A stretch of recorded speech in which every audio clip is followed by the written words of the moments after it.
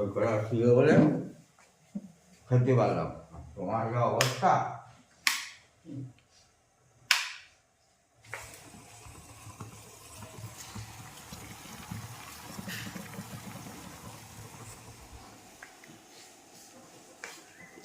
সুপ্রভাত বন্ধুরা, আশা করি যে যেখানে আছে সবাই খুব ভালো আছে, সুস্থ আছো। আমিও বেশ আছি। আর একটি নতুন সকালে নতুন ব্লগে তোমাদের সবাইকে স্বাগত আর আমার অনেক অনেক অনেক ভালোবাসা। বউ দেখো এখনো ঘুম থেকে ওঠেনি।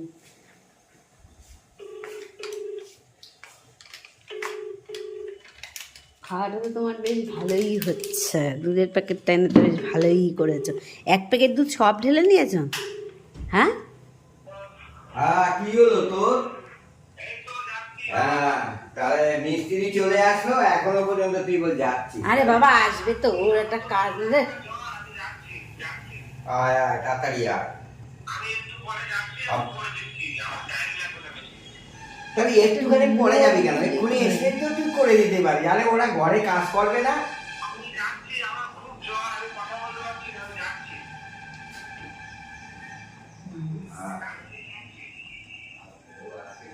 ওরা এত কষ্ট করে করার দরকার কি? একটা লোক দিলেই তো হয়ে যায়, একটা লোক দিলেই তো হয়ে যায়।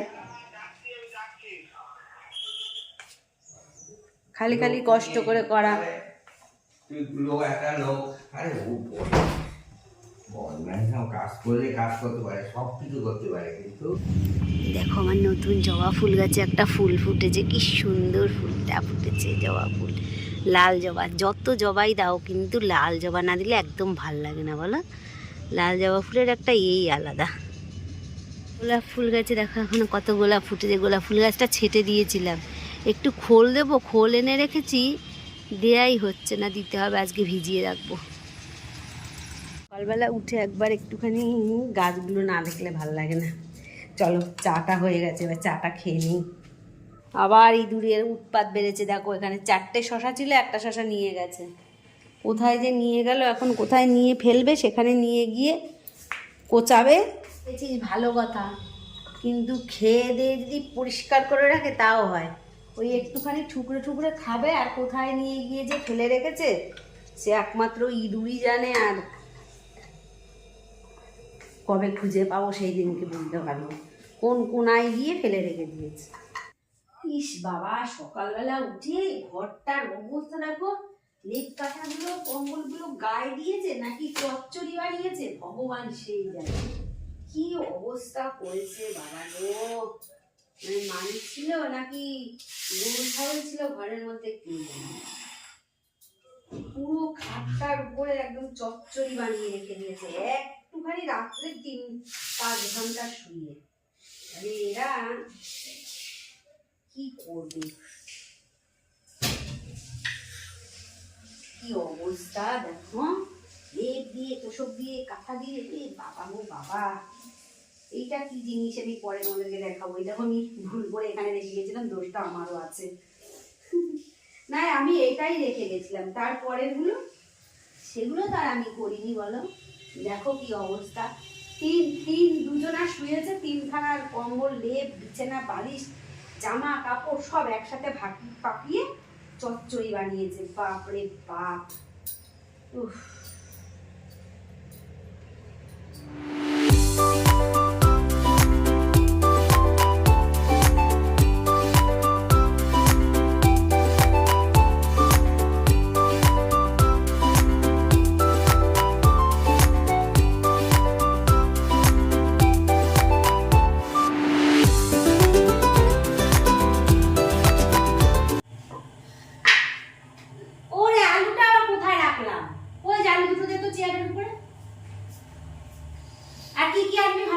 বাজার থেকে আদা, কাঁচা লঙ্কা, আদা, হ্যাঁ কাঁচা লঙ্কা, আদা, পেঁপে, উচ্ছে, ডিমের ট্রে। কাঁচা লঙ্কা, আদা, উচ্ছে, পেঁপে, ডিমের ট্রে চলে গেল। বিস্কুট নিয়ে আসিস, ওই যে বিস্কুটটা সকালবেলা নিয়ে এসেছিস, ওই বিস্কুটটা নিয়ে আসিস, ঠিক আছে? ঠিক আছে।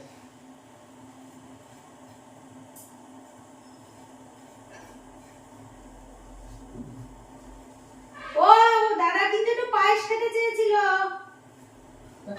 ও যদি মনে করা যায় ভালো, নইলে না না দাদারে গিয়ে বলবি তুই পায়েস খেতে আমি গিয়ে চাইছিস। বলবো না, ওটা ছেদে না না ওর মনে করাই দেবে না, আর আমি বলেছি না ওই জন্য ওর মনে করাই দেবে না, বুঝতে পারছিস? কি বলেছো তুমি? সে বাড়ি আসলে বলবো বলি, তুই আগে যা আর তাড়াতাড়ি চলে আসিস। ও দাঁড়া দাঁড়া দাঁড়া দাঁড়া দাঁড়া দাঁড়া দাঁড়া দাঁড়া, এক সেকেন্ড দাঁড়া, এক সেকেন্ড দাঁড়া, কোথায় গেলি? এদিকে আয়।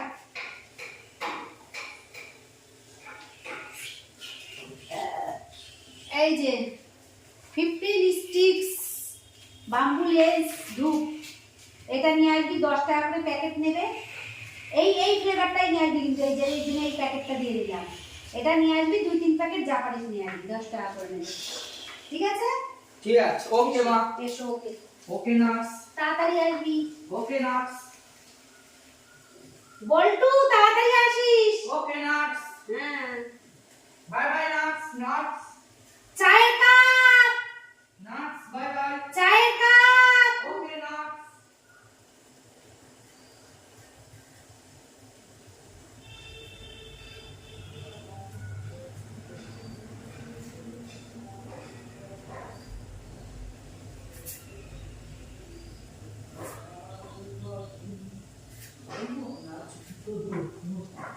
হ্যাঁ, আমার কি হলো?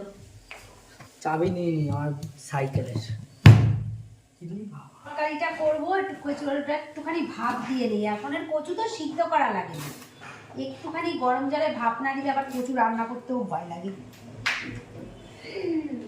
ভালো কচু নিয়ে আসে ভোর, এখন ভোর বাবা কালকে এটা বাজার করেছে, এই কচুটা কেমন হবে জানি না, অবশ্য ভোর বাবাই সারা জীবন বাজার করে খাইয়েছে, সেই দোকান থেকেই ভোর নিয়ে আসে।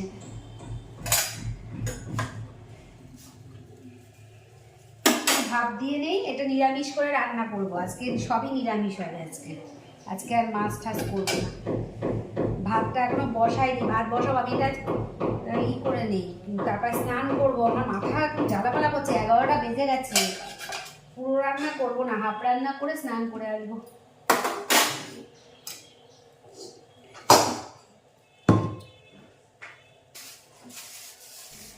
আমি ইউটিউবে আসার পরে কিছুই জানতাম না, ইউটিউবটা খুলেছিলাম তো, খোলার পরে তো কিছুই জানতাম না নিয়ম কানুন, তো আস্তে আস্তে করতে করতে আমি অনেক কিছুই শিখেছি। আর একটা জিনিস সবথেকে বড় ভুল জীবন মানে করেছি আর কি, সেই ভুলটা যেন তোমরা করো না, কারণ এই যে ছোট ছোট যে ভুলগুলো করেছি, তো তার জন্যেই কিন্তু ইউটিউব চ্যানেলটা কিন্তু একদমই গ্রো হবে না, একদমই হবে না। তো এই ভুলগুলো যদি তোমরা করো, আমি যে ভুলগুলো করেছি, আমি কেন, প্রথম নতুন ইউটিউবাররা অনেকেই এই ভুলগুলো করে, তখন যদি বুঝতাম তাহলে আশা করছি এতদিনে ইউটিউব চ্যানেলটা গ্রো হয়ে যেত, জানো তো। তো ফার্স্ট কি বলো তো, ফার্স্ট হলো প্রতিদিন কিন্তু ভিডিও ছাড়তে হবে, প্রত্যেক দিন তোমার ভিডিওতে 1টা ভিউজ আসুক আর 2টো ভিউজ আসুক, রেগুলার ভিডিও ছাড়তে হবে, 1 নম্বর কারণ। 2 নম্বর কারণ হলো যে তোমাকে একটা জিনিসের উপরেই ভিডিও করতে হবে। ওই আজকে আমি শাড়ি পরা দেখালাম, কালকে আমি রান্না করা দেখালাম, পরশুদিন আমি বেড়াতে গেলাম, এরম করলে কিন্তু হবে না, তোমাকে যে কোনো একটা পথ বেছে নিতে হবে।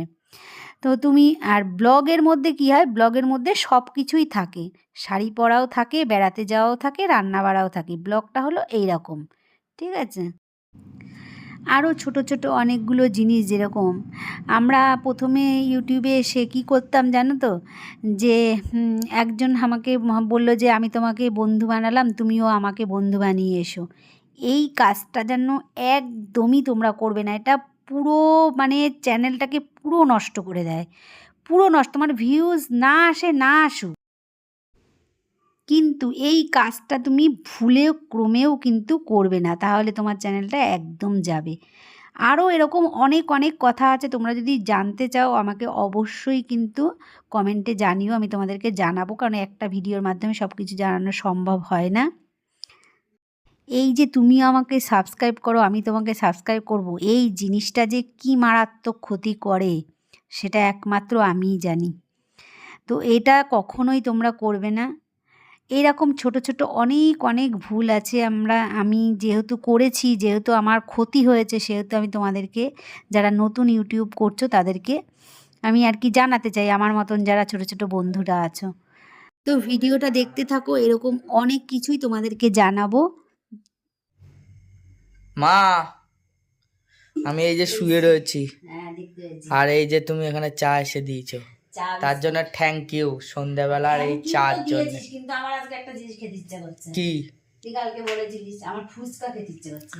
আগের দিন আমি যা খেয়েছিলাম না, ও দেখ তেঁতুল পাতা সিরিয়ালটা, এই যে উত্তম কুমারের নাতি, এর জন্য সিরিয়ালটা এত ভালো লাগে, ওর অভিনয় যে আমার এত ভালো লাগে।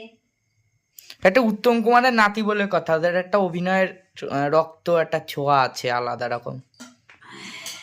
হেভি লাগে। রক্তে তো থাকবেই না অভিনয়। তুই কি ফুচকা খাওয়াবি?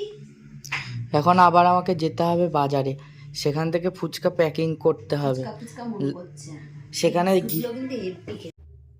ভো যাবে এখন ফুচকা আনতে, আর আমি আর ভো দুইজন মিলে এখন ফুচকা খাবো। ও আনার পরে অবশ্য যদি যায়, আবার এই কথা বলতে বলতে হয়তো যেতেও পারে, নাও যেতে পারে। তো যদি আনে তাহলে তো খুবই ভালো, বেশিরভাগ দিনই কথা শোনে আমার। তো চলো, আজকের এই ছোট্ট ভিডিওটা আশা করছি তোমাদের ভালো লেগেছে, আর ভালো লাগলে লাইক শেয়ার সাবস্ক্রাইব করে আমার পাশে থেকো, আর মিষ্টি করে একটা কমেন্ট করো, আর কি কমেন্টে লিখে দিও কেমন লেগেছে, ঠিক আছে? তো চলো, দেখা হবে আরেকটি নতুন ভিডিওতে। সবাইকে শুভ সন্ধ্যা, টাটা।